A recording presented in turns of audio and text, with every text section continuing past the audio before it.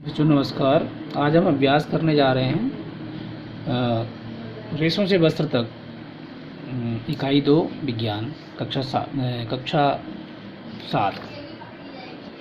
तो देखिए बच्चों, अभ्यास प्रश्न जो है पहले शुरू करते हैं। निम्नलिखित प्रश्नों में सही विकल्प छांटकर अभ्यास पुस्तिका में लिखिए। ऊन धारण करने वाले जंतु कौन से हैं, इसमें बताइए। ऊन धारण करने वाले जंतु कौन कौन से हैं? ऊँट तथा याक, एल्पेका तथा लामा, अंगोरा बकरी और कश्मीरी बकरी, उपरोक्त सभी। देखिए मैंने आपको बताया था भेड़, हमें ऊन जो है विभिन्न प्रकार के जंतुओं से प्राप्त होता है। उसमें सबसे ज़्यादा ऊन जो है हम भेड़ से प्राप्त करते हैं, लेकिन इनमें सभी यानी उपरोक्त सभी इसका सही आंसर है।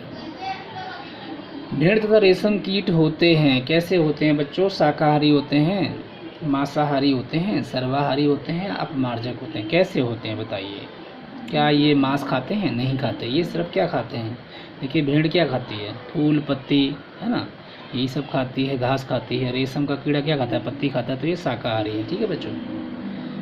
भेड़ के रेशों की चिकनाई, धूल और गर्त निकालने के लिए की जाने वाली प्रक्रिया क्या होती है? मैंने आपको बताया था, भेड़ों के जब बाल उतारे जाते हैं उसके शरीर से, तो उसको सबसे पहले हम उसका क्या करते हैं? उसकी सफाई करते हैं। इसको कहते हैं अभिमार्जन। क्या कहते हैं? अभिमार्जन। रेशों की सफाई करना है, उनकी चिकनाई, धूल और उसमें जो गर्त लगी है उसको दूर करने की प्रक्रिया अभिमार्जन कहलाती है बच्चों। इसीलिए इसका पहला जो है वो सही है। रेशम क्या है बेटे? मानव निर्मित हैं। पादप रेशे, देखिए पादप तो ये है नहीं, ये जंतु रेशे होते हैं। ठीक है, उपरोक्त सभी होगा नहीं क्योंकि पादप रेशे नहीं है। तो ये मानव निर्मित रेशे भी, क्योंकि रेशम क्या है? प्राकृतिक होता है, कृत्रिम भी होता है, लेकिन यहाँ पे रेशम लिखा है तो हम इसको जो है कृत्रिम तो लिखा नहीं है, इसलिए ये जंतु रेशे हैं। कैसे वे रेशे हैं बच्चों? जंतु से प्राप्त होते हैं, इसलिए रेशम को इसका सही उत्तर होगा स। रिक्त स्थानों की पूर्ति कीजिए। ऊन सामान्यतः पालतू भेड़ों के त्वचीय डैश से प्राप्त किए जाते हैं। भाई जो पालतू भेड़ें होती हैं उनकी त्वचा से प्राप्त किए जाते हैं। तो त्वचा पे क्या होते हैं? बाल होते हैं। तो इसका उत्तर होगा बालों से प्राप्त किए जाते हैं। आगे देखिए, ऊन के रेशों के बीच वायु रुकर ऊष्मा की क्या कार्य करती है? देखिए ऊन के रेशों के बीच में जो वायु होती है वो ऊष्मा की कुचालक का कार्य करती है, जिसके कारण हमें सर्दियों में क्या होता है? ठंड में ठंड का एहसास नहीं होता। यानी कि वस्त्रों के बीच में जो ऊन होती है वो ऊष्मा को हमारे शरीर से बाहर नहीं जाने देती, और बाहर की ठंडक जो होती है उसको हमारे शरीर तक नहीं पहुंचने देती है। इसलिए ऊनी वस्त्र हम लोग सर्दियों में पहनते हैं। इसका उत्तर क्या होगा? ऊन के रेशों के बीच वायु रुककर ऊष्मा की कुचालक का कार्य करती है। रेशम प्राप्त करने के लिए रेशम कीट पालन विज्ञान क्या कहलाता है? देखिए मैंने बताया था, इसको एक दूसरे नाम से जाना जाता है, सेरीकल्चर के नाम से। किसके नाम से? सेरीकल्चर। प्यूपा के चारों ओर रेशम ग्रंथि से स्रावित पदार्थ से लिपटी संरचना क्या कहलाती है? देखिए प्यूपा जो होता है, क्योंकि क्या होता है, सबसे पहले रेशम कीट जो है, रेशम कीट की जो मादा है वो क्या करती है ना, वो मादा रेशम कीट क्या करती है? अंडे देती है पत्ती पे। फिर अंडों में से क्या निकलते हैं? लार्वा निकलते हैं, कैटरपिलर निकलते हैं। और उसके बाद क्या होता है? वो धीरे धीरे उसकी ग्रंथि होती है, ग्रंथि से वो क्या करते हैं? अपने चारों ओर अक्षर 8 के आकार का जो है वो आगे पीछे होते रहते हैं, और ग्रंथि से जो स्रावित पदार्थ होता है लसदार, वो अपने चारों ओर लपेट लेते हैं। और लपेटने से क्या होता है? वो अपने बाहर एक संरचना बना लेते हैं। तो इसलिए बोल रहा है, फिर वो अंदर धीरे धीरे जो प्यूपा है वो पत्तियों खा के वो जो लार्वा वो प्यूपा में बदल जाता है। तो इसीलिए लिखा है प्यूपा के चारों ओर रेशम ग्रंथि से स्रावित पदार्थ से लिपटी संरचना क्या होती है? वो कोकून होती है, जिससे हम लोग रेशम प्राप्त करते हैं। रेशम उद्योग के कारीगरों को कौन सा नामक जीवाणु से संक्रमण हो जाता है? एक जीवाणु से संक्रमण हो जाता है, उसको कौन सा जीवाणु कहते हैं? एंथ्रेक्स जीवाणु होता है, और इनको एक बीमारी हो जाती है उस जीवाणु के कारण, जिसको बोलते हैं सोटर्स रोग। कौन सा रोग? सोटर्स रोग बोलते हैं। चलिए आगे करते हैं। यहाँ पे कुछ रिक्त स्थान दिए गए हैं, बहुत ही आसान है बच्चों। कश्मीरी बकरी के बालों से पश्मीना ऊन की सालें बनाई जाती हैं। हाँ, कश्मीरी बकरी की बालों से पश्मीना ऊन की सालें बनाई जाते हैं, बिल्कुल सही जवाब है ये। और इसके अलावा कश्मीर में और भी बकरी मिलती है हमारी, वो कौन सी बकरी होती है? इसके अलावा अंगोरा बकरी जो है वो जम्मू कश्मीर के पहाड़ी क्षेत्रों से पाई जाती है, इससे अंगोरा ऊन मिलती है, तो ये भी ठीक है। ऊन प्राप्त करने के लिए ख ऊन प्राप्त करने के लिए भेड़ के बालों को जाड़े के मौसम में काटा जाता है। क्या जाड़ों में काटा जाता है? नहीं, इसको गर्मियों के मौसम में काटा जाता है, इसलिए ये गलत है। अच्छी नस्ल की भेड़ों को जन्म देने के लिए मुलायम बालों वाली विशेष भेड़ों के चयन की प्रक्रिया क्या कहलाती है? वर्णात्मक प्रजनन कहलाती है। मैंने कहा था जो अच्छी नस्ल की भेड़ें होती हैं उनका चयन किया जाता है, उन पे मुलायम बाल होते हैं और घने बाल होते हैं, और इन्हीं का चयन करके नई भेड़ों को जन्म दिया जाता है। तो इसी प्रक्रिया को कहते हैं वर्णात्मक प्रजनन। ये बिल्कुल ठीक है। सिल्क का धागा प्राप्त करने के लिए प्यूपा से वयस्क कीट बनने से पूर्व ही कोकून को किसमें डाल देते हैं? उबलते पानी में। हाँ, बिल्कुल सही है ये भी। रेशम कीट के अंडे से प्यूपा निकलते हैं? नहीं, रेशम कीट के अंडे से प्यूपा नहीं, लार्वा निकलते हैं, और यही लार्वा 4 से 6 हफ्ते में क्या करते हैं? पत्तियों खा के प्यूपा में बदल जाते हैं। तो ये गलत है। स्तंभ का को स्तंभ खा से मिलाना है बच्चों। अभिमार्जन क्या है? मैंने आपको बताया था ऊन को जब हम सबसे पहले संसाधन मतलब ऊन को प्राप्त करने के विभिन्न चरण जो मैंने आपको बताए थे, उसमें क्या बताया था? सबसे पहला चरण यही होता है अभिमार्जन करना, यानी बालों को उतारना, अभिमार्जन यानी धोना, उसको सफाई करना। तो इसमें क्या होगा? काटी गई ऊन की सफाई करना, यह सही होगा। कोकून क्या है? कोकून से रेशम के धागे प्राप्त किए जाते हैं, रेशम के रेशे प्राप्त किए जाते हैं। इसे रेशम के रेशे का संसाधन जो है वो कोकून ही है। याक क्या है? याक एक जंतु है ना, ऊन देने वाला जंतु है याक। और भी बहुत सारे जंतु होते हैं, तो इसके लिए द सही हो जाएगा। शहतूत की पत्तियां किसका भोजन है? शहतूत की पत्तियां किसका भोजन? रेशम कीट का भोजन है। रीलिंग क्या होती है? भाई रीलिंग जो होती है रेशम के रेशे उत्पन्न करता है। नहीं, रीलिंग क्या होता है? रीलिंग क्या है मेरे बच्चों? रीलिंग कौन सी प्रक्रिया है? रेशम के रेशे उत्पन्न करने की प्रक्रिया है, ठीक है, रेशम के रेशे उत्पन्न करने की प्रक्रिया है, यह है रीलिंग। निम्नलिखित प्रश्नों के उत्तर दीजिए। यहाँ पे देखिए ऊन किसे कहते हैं? ऊन किसे कहते हैं? और उन जंतुओं के नाम लिखिए जिनसे ऊन प्राप्त किया जाता है। तो ऊन जो होता है हमें भेड़ों के बालों से और अन्य जंतुओं के बालों से प्राप्त किया।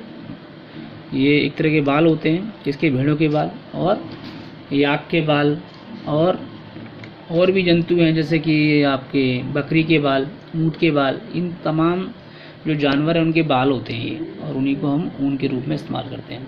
उन जंतुओं के नाम लिखिए जिनसे ऊन प्राप्त करते, मैंने आपको बता ही दिया जितने सारे जंतु हैं। अंगोरा बकरी है, एल्पेका बकरी है, ठीक है, ये तमाम बकरियां हैं, इनसे हम लोग ऊन प्राप्त करते हैं। इसके अलावा आपकी भेड़ है, ऊँट है, याक है, लामा है, ठीक है, ये सब ऊन प्रदान करने वाले भेड़ों की कुछ भारतीय नस्लें। देखिए भारतीय नस्लें बहुत सारी मैंने आपको बताई थी पीछे, जिसमें आपकी जम्मू कश्मीर की पहाड़ी क्षेत्रों में पाई जाने वाली अंगोरा बकरी है, और इसके अलावा आपका कश्मीरी में पाई जाने वाली कश्मीरी बकरी है। इसके अलावा आपकी जो है देखिए बाखरबाल जो है ये भी जम्मू कश्मीर में पाई जाती है। उत्तर प्रदेश और हिमाचल प्रदेश में आपके रामपुर बुसायर पाई जाती है। राजस्थान, पंजाब, हरियाणा में नाली पाई जाती है। राजस्थान, पंजाब में लोही, गुजरात में मारवाड़ी, और गुजरात में एक और पाई जाती है, इसको बोलते हैं पाटनबाड़। तो ये कुछ भारतीय नस्लों के नाम हैं। वर्णात्मक प्रजनन क्या है? मैंने आपको बताया था वर्णात्मक प्रजनन में क्या करते हैं? अच्छी नस्ल की भेड़ों का चयन करते हैं और उससे अच्छी नस्लों को जन्म देने के लिए, ताकि क्योंकि अच्छी नस्ल की भेड़ों का मतलब क्या? ऐसी भेड़ें जिन पे क्या होते हैं, उनके बाल बड़े मुलायम होते हैं, है ना, और घने होते हैं। तो ऐसी भेड़ों का चयन कर लिया जाता है, और उन भेड़ों से नई जो है जो जन्म के लिए नई भेड़ों को जन्म देने के लिए ऐसी भेड़ों का चयन कर लिया जाता है। मतलब इसी को बोलते हैं वर्णात्मक प्रजनन। ये आपकी किताब की नस्ली भेड़ों को जन्म देने के लिए जनक के रूप में चयन करना, किसको? अच्छी नस्ल की भेड़ों को, यही कहलाता है वर्णात्मक प्रजनन। जाड़ों में ऊनी वस्त्रों को पहनना क्यों आरामदायक होता है? देखिए मैंने आपको बताया था जाड़ों में ऊनी वस्त्रों को पहनना इसलिए आरामदायक होता है क्योंकि जो ऊन के वस्त्र होते हैं, जो ऊनी रेशे होते हैं, उनके बीच में वायु होती है, और वो वायु क्या करती है? ऊष्मा का कुचालक का कार्य करती है। रेशम प्राप्त करने के लिए रेशम कीट के कोकून को उबलते पानी में डालना क्यों आवश्यक होता है? देखिए रेशम प्राप्त करने के लिए रेशम कीट के कोकून को उबलते पानी में डालना इसलिए आवश्यक होता है कि यदि हम उसको नहीं डालेंगे तो क्या होगा? तो उसमें से जो अंदर प्यूपा है वो बाहर निकल आएगा, और वो जब बाहर निकलेगा जब वो बेस के रूप में बाहर निकलता है तो क्या करता है? वो उस कोकून को काटेगा, और काटने से जो रेशे होंगे रेशम के वो ख़राब हो जाएंगे। दूसरा कारण ये कि कोकून को उबलते पानी में डालने से, क्योंकि क्या होता है कोकून में एक चिपचिपा पदार्थ होता है जिसके कारण वो जो है चिपका रहता है, तो उसको डाल देते हैं तो वो घुल जाता है चिपचिपा पदार्थ, किसमें? पानी में। पानी में घुलने से क्या होगा, फिर जो रेशे होंगे वो अलग अलग हो जाएंगे, पृथक हो जाएंगे, जिसके कारण उनको आराम से जो है इकट्ठा कर लिया जाता है और उसमें से छांट लिए जाते हैं। जो अच्छे वाल हैं, बड़े वाल हैं, लंबे वाल हैं, तो उस प्रकार से इसका फ़ायदा है गर्म पानी में डालने का। तो ये थे हमारे कुछ क्वेश्चन ये। अब देखिए, रेशम कीट के विभिन्न किस्मों से प्राप्त कुछ रेशम के रेशों के नाम लिखिए। रेशम कीट के विभिन्न किस्मों से बहुत सारी किस्में हैं, ठीक है। इसमें आपका हमने बताया था कि जो शहतूत पर जो रेशम का कीट रहता है उससे जो किस्म मिलती है उसका ज़्यादा इस्तेमाल किया जाता है और सबसे प्रचलित वही है। लेकिन इसके अलावा आरंडी के पेड़ पे, ओक के पेड़ पे जो कुछ रेशम कीट रहते हैं उनसे भी हमें रेशम प्राप्त होता है। जैसे टसर रेशम है, मूंगा रेशम है, कोसा रेशम और एरी रेशम, ये कुछ रेशम की कुछ और वैरायटीज़ हैं जो हमें अलग अलग प्रकार के रेशम से प्राप्त होती हैं। ऊन तथा रेशम के दो प्रयोग। देखिए, ऊन से हम ऊनी वस्त्र बनाते हैं, ठीक है। बहुत सारे ऊनी वस्त्र आप देखते हैं, स्वेटर है, कंबल है, हाँ। इसके अलावा मफलर है, ठीक है। और बताइए और क्या क्या बना सकते हैं ऊन से? ऊन से हम लोग बहुत कुछ बना सकते हैं। और गलीचे बनते हैं, पावदान बनते हैं ना, ये घरेलू सामग्री है बहुत सारी, ये बनाई जाती हैं। तो ये सब जो है ऊन का प्रयोग किया जाता है। इसके अलावा और बताइए, रेशम के दो उपयोग। रेशम से हम बनारसी साड़ी बनाते हैं, घाघरा चोली, चूड़ीदार शेरवानी, ये सब बनाया जाता है रेशम से, है ना। और इसके अलावा और कहाँ, पैरासूट, ब्लड प्रूफ जैकेट और ऑपरेशन में जो धागा उपयोग किया जाता है ये भी रेशम का ही होता है। तो ये तमाम जो है इस्तेमाल हमारे रेशम में है, रेशम के इस्तेमाल है ना, उपयोग है। भेड़ के रेशों को ऊन में संसाधित करने के विभिन्न चरणों को कर्मानुगत। देखिए, मैंने आपको बताया था, भेड़ के रेशों को ऊन में संसाधित करना मतलब उनको बदलना कि जो चरण है वो 6 थे। कितने थे? 6 चरणों में इसको बताया जाता है। पहला चरण क्या था? भेड़ों के बालों की पहले कटाई कर ली जाएगी, ठीक है ना। और कटाई करने के बाद जो सबसे पहला काम क्या किया जाएगा, उसका अभिमार्जन किया जाएगा, नहीं सफाई की जाएगी। सफाई 2 तरह से होती है, पानी मतलब मशीनों के द्वारा भी की जाती है और मनुष्य जो व्यक्ति है वो भी अपना जो है आदमी वो भी करता है, अपने हाथों से भी करता है। तो मशीनों के द्वारा आजकल की जा रही है। इसके अलावा छटाई की जाती है, धुल जाएंगी तो उसके बाद क्या होगा, छटाई की जाएगी उसकी, यानी कि उसका छटाई करने के बाद फिर कताई की जाएगी, है ना। कताई क्या होती है? कताई में क्या करते हैं, छोटे छोटे कोमल और फूले हुए रेशों की ऊन के धागों के रूप में बदल जाते हैं, ऊन के धागे बनाए जाते हैं। यानी कि छटाई में हम रेशों को अलग अलग कर लेते हैं, जो लंबे हैं अलग है, छोटे अलग हैं, ठीक है, अच्छी क्वालिटी के अलग और ख़राब क्वालिटी का अलग। और उसके बाद उनकी कताई करके उनको हम क्या करते हैं, रेशों को ऊन के धागों में रूप में कताई की जाती है, यानी धागे बनाए जाते हैं, ठीक है। ऊन के रेशों से धागे बनाए जाते हैं, ऊनी धागे। उसके बाद उनकी रंगाई, क्योंकि क्या होता है, रंगाई कलरफुल नहीं होंगे तो कोई अच्छे भी तो नहीं लगेंगे वो, इसलिए उनको फिर रंगाई की जाती है। भूरे और सफ़ेद रंग के होते हैं वैसे ये, लेकिन उसमें क्या किया जाता है, उसमें विभिन्न रंगों से इसकी रंगाई की जाती है। इससे क्या होता है, रेशे जो ऊनी वस्त्र हैं वो और हमें आकर्षित करते हैं अपनी तरफ और हमें पहनने में अच्छे भी लगते हैं। उसके बाद ऊनी धागा बनाया जाता है, ठीक है। लास्ट में ऊनी धागा कैसे, रंगाई के पश्चात जो होता है रेशों को सुलझाया जाता है और उसके बाद उसको लपेट कर धागा बनाया जाता है, ठीक है। और इन सभी को क्या होता है, लंबी रेशों को काट कर स्वेटरों की बुनाई की जाती है, ठीक है। फिर बुनाई होती है, वस्त्र बनाए जाते हैं इससे। तो ये सब चरण हैं इसके 6, ये आप देख लीजिएगा, पीछे लेक्चर में मैंने पूरा बताया इसके बारे में। रेशम कीट का जीवन चक्र सचित्र वर्णन कीजिए। देखिए, रेशम कीट का जीवन चक्र पहले उसका आपको बनाना पड़ेगा, ठीक है, उसको बनाना पड़ेगा। मैं ये चित्र बना लीजिएगा। देखिए, इसमें क्या होता है, वयस्क जो रेशम कीट होता है मादा, वो क्या करेगा, सबसे पहले यहाँ पे देखिए पत्ती पे जो निचली सतह पे क्या देगा, अंडे देगा। उसके बाद उन अंडों से क्या निकलेगा, लार्वा निकलेगा, इसको इल्ली भी बोलते हैं, कैटरपिलर भी बोलते हैं।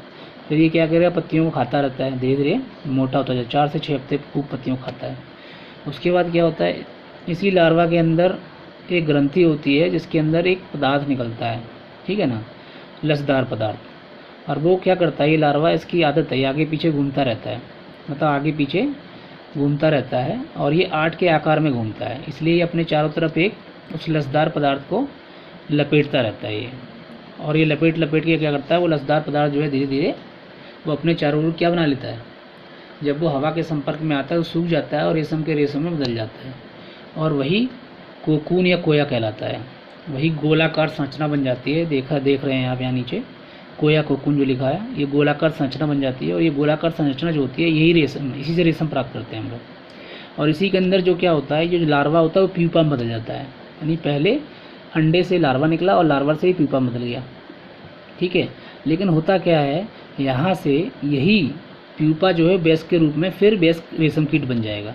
लेकिन इसके बनने से पहले क्या करते हैं, इसको गर्म पानी में डाल देते हैं, जिससे कि ये बाहर निकल ना पाए। और रेशम क्योंकि बाहर निकलेगा तो क्या होगा, इस कोकून को काट के निकलेगा, और काट के निकलेगा तो ये ख़राब हो जाएगा, यानी कट जाएगा, और इसकी क्वालिटी जो है थोड़ी मतलब अच्छी क्वालिटी नहीं रहेगी, जिसके कारण इसका इस्तेमाल जो है अच्छे वस्त्र बनाने में जिस तरह से इसका इस्तेमाल होता है नहीं हो पाएगा, ठीक है। तो ये इसका रेशम कीट का चक्र जो जीवन चक्र है, ठीक है। ये मैंने आपको बता दिया, जो मैंने पूरी अध्याय आपको करा दिया। यदि इसमें किसी प्रकार की कोई कन्फ्यूजन हो तो आप मुझे जो है कमेंट बॉक्स में ज़रूर बताना। मैं आपके हर सवाल का जवाब गंभीरता से लेता हूँ क्वेश्चन को, और हर सवाल को मैं आपको गंभीरता से उसका जवाब भी देता हूँ। तो आप लोग ज़रूर पूछना और कमेंट बॉक्स में ज़रूर बताना, ठीक है बच्चों। Thank you very much for watching this video.